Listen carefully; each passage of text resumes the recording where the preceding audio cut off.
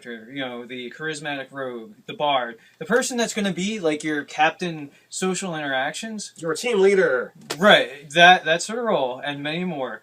But we're going to talk about, like, if you're going to be that character, don't make it, don't be someone who wants to just roll dice and do it. Like, be somebody who's going to try to get into that character and be the, you know, like the social butterfly, the storyteller, the something. But basically, like, if it's not a character concept that you're not really into executing playing it, it's just painful for everybody involved. So I can't play the paladin and just want to kill shit. Well, I mean, you could make the sort of like off kilter, the against type paladin, but if you have that bumpty high charisma, like, he's also got to be a guy who's willing to step in, take charge, give orders, that kind of thing, and he's used to people responding to him positively and Being and Captain taking America. Right, yeah, Captain America, but maybe with a little Punisher if you want to go around killing shit, right? I did make a paladin kind of like that, actually, the Everett Mark one in your Eberron game. Oh, he was a little Judge Dredd. Dredd. He was a little Judge Dreddy.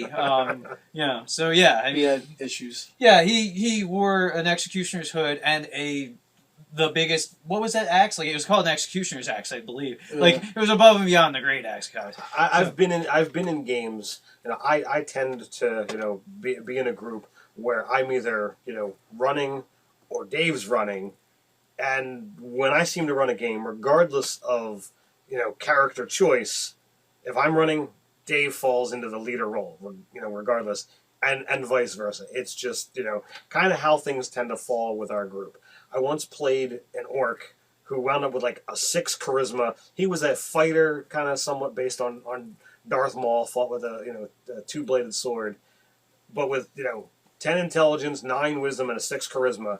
He wound up being the party leader because that's just what our group presented. Let me go back up a little bit, and really what that has to do with, not with character choices, but player choices, because no one, you know, when we game typically, you know, Ryan had been gone at this point for years or whatever, or in and out of our games, but there wasn't enough people that were willing to step out of their comfort zone as role players and do the role playing, even if they had a character that was more suited.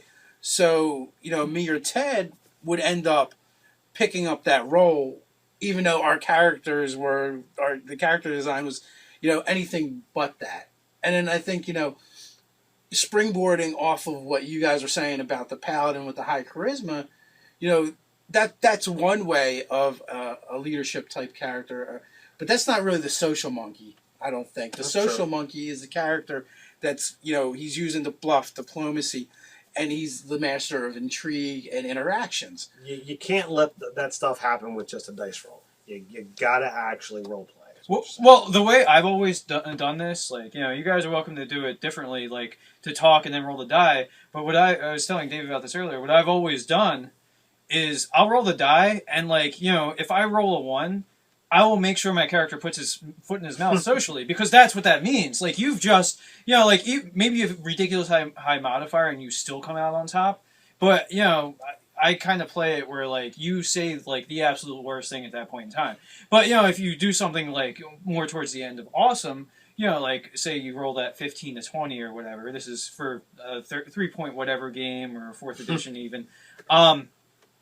You know, like, then you think of the most eloquent, perfect thing you could possibly say in that circumstance, and, you know, and act it out. So because the dice often come into factor for some GMs, I let the dice decide how well I pulled that off, and then I execute based on the roll. That's actually a really good idea. It is a great idea, and I think because me and Ted are a little bit older, so more of our game experience comes... A lot older. Well, actually, probably not so much with Ted, but Dave's a pretty good deal older than that. But, so most of my experience comes actually before 3.5, or a lot of it does. So I'm, you know, my whole gaming is flavored with that. There was no die rolls to make. You just role played. Like, we didn't have a skill to represent whether you persuaded the king or not. You just fucking had to do it. you know? So, but now you have the opposite, where you get someone at the table and, you know, they'll tell you, well, I persuade the king, diplomacy. Or I'm gonna trick them, bluff. Or, you know, what does he really mean, sense motive? All right, that is fucking boring. The GM hates you now. They hate you. Your fellow players hate you. They don't want to deal with that. Just to let you guys know, in case you didn't actually read, RPG does stand for role-playing game. It's not a DG. It's not a dice game. You're actually supposed to have conversation and role play. Oh, and you can send hate mail to nerdarchy@gmail.com. All right? Yeah. We'd love to hear it.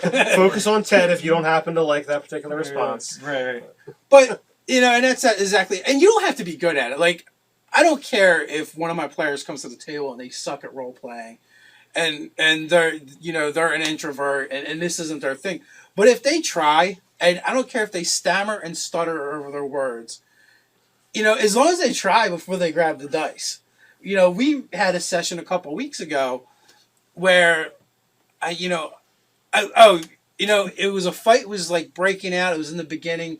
The party had just been ambushed. This happened to be a Mutants and Masterminds game. It was superhero genre. And, once, Ted realizes, like, wait a minute, this person is angry with us, but we didn't actually do the thing they were angry about. And we might be able to resolve this without violence. So he starts trying to talk him out of the fight. And everybody at the table reached for their dice to make skill checks. And Ted's like, put the goddamn dice down and open your mouth. and that actually works better at my table than reaching for the dice, because I rather hear you role play, because if I like what you say, I won't require a check. If you try it and what you say sucks, then I'll let you make a check probably. Maybe with some penalties if you say something really stupid and outlandish. Now, really, I don't know whether they were trying to make skill rolls or attack rolls. And I think I was leaning towards that they were going to start attacking. And that's where I was like, whoa. Let's just talk. I thought he meant stop being jackasses. Right. Which with our group, it could have been either. Yeah, really, if you're worried about the XP, all right. So if you've overcome the encounter through diplomacy rather than hostility, like, you're still coming out ahead. Like, you still get the experience point. All right, you might not get to loot their corpse, and very sad for that.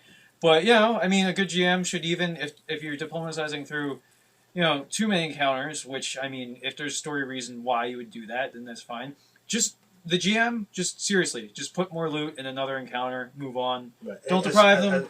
As far as I'm concerned, if, again, as long as you're not doing, too much of this, if it makes sense for the character build or builds that are actively engaging, I will actually give more XP to a, diplomatic encounter as opposed to, just combat. Well, another thing that I know you and I have always ad hoc is just giving role-playing XP, which, it's very ad hoc. Like, we use check marks, and, like, every check mark is, like, X amount of XP. Yeah, no, it's like, whose line it is it anyway? The points don't matter. Yeah. But the points do matter, because it's going toward XP, damn it. Well, yeah. But, that's the way I've always done it, is, like, clever bits of role-playing. Like, they're getting the encounter XP, but I'm also, for that specific character, kind of going out of their way to get that player getting into that character's mindset. I go out of my way to give them a little more XP for that fact, to really, for their immersion. Well, and here's the other thing too, right? If you're talking about the treasure, the loot, you can always present other rewards that are monetary, through the story. Like, maybe, something happens with that diplomacy encounter where they're gifted something for, because violence doesn't break out. It all depends on the situation. Or maybe, that particular encounter springs an adventure later on that's going to give you even more, than you would have gotten from that particular scenario. Right. Or, if it's, say, role-playing with the local craftsperson, like your blacksmith, your armor, that kind of thing. Like, maybe you forge a relationship such that they're willing to give you more for, like, when you sell off your gear, it's typically relegated to, getting half of the value of the thing. Well, maybe they're giving you 60%, 70% on the trade-in and stuff, right, because your rapport, your relationship is that good. Or a discount for purchasing new stuff. Right, absolutely. And that all just really, it makes sense for a given character, And yeah, so there's other ways of wording. I read something just recently. I think it was in a blog. I'm not even sure where I read it, but about adding titles to your players. Oh yeah. You know what? I think that was a Spoonie video, right? There was a thing, unless it was a No, it was. I read it somewhere, but it was actually. I'm just shocked that he reads, folks. Yeah, I can't believe it. Yeah. But yeah, and it is cool. So they come to a certain village, and the killer of 1,000 orcs or whatever, Bob is rolled in, and that's when people start referring to you. So there's other things that are very rewarding for the player, that aren't always just monetary treasure. A really impressive title, that's good for a +3 Munchkin, and it's good enough for me. Yeah. So, yeah, exactly. For all you Munchkin fans out there, have you played Pathfinder Munchkin yet? I have not played Pathfinder Munchkin, but I do know a guy who worked on it, so hopefully we'll get that video up for you guys at some point. It's probably going to be a Skype interview when it. So what was this video about again? What are we talking about? The face character. The face character, yeah. And if you're not a role player, don't be that guy. Because really, it's not really supposed to be, in my mind, the fighter version where instead of you're swinging a sword, you're swinging your words. Yeah. Well, that's what people try to turn it into. No, it's really like, look, there's several other classes you can take that are more geared towards people that just want to drop dice rolls. So if you're not inclined to actually role play, just be one of those. Be the spell slinging wizard or sorcerer or whatever, or the fighter, or the rogue that specializes in sneak attack and killing people. Now we're not saying don't tabletop if you haven't come out of your shell and you're not willing to role play. We're not trying to say any of that. What we're saying is don't be the party leader and don't be a character that's heavily driven in your build to have a high charisma, to have these skills that allow you to do something, unless you're willing to step up and be that character who's going to converse with the townsfolk, that's going to actually role play to use those particular skills. Right. There's many other roles and builds you can take on that is not the social interaction character if you're not willing to actually play that character, right? So yeah, and let's do something else too. Let's disconnect the face character from the high charisma character. Because just because you have a high charisma, whether you're a paladin or a sorcerer or whatever, it doesn't mean you have to be the social monkey. You can just exude power from a high charisma and not actually use it. Well, I mean, but that's that way. But that's what skill represents, a practiced art in something, right? So people who put skills in diplomacy, in bluff. Well, that's what he's saying. Yeah. High charisma versus ranks in bluff, intimidate, diplomacy. They can be different things. Right. It's just one's a more optimal build. That's and a person that seeks social interaction. Right. So well, actually, intimidate isn't necessarily intimidate's one of the few social skills you can put ranks in, and it's just a menacing glare or a flexing of the muscles. Like that one. That one's actually the fuck off social skill. I don't want to deal with you, and I want you to be terrified of me. Well, yeah. But other than that, you can get away with a little more. Yeah. But I guess the point I'm making is, don't think because you're an introvert and you don't want to be the guy doing all the role playing that you can't play the sorcerer or the paladin, because you can very well be that grim paladin that isn't really talking much and you still have a high charisma. You're just not using it to its fullest.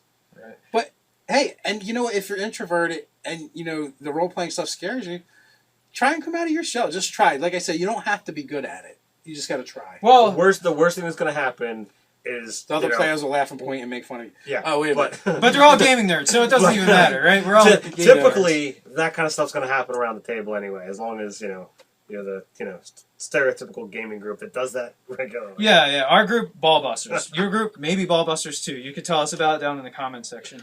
But what was I going to say? Oh, yeah. So here's a quote. It was quoting of Adventure Time.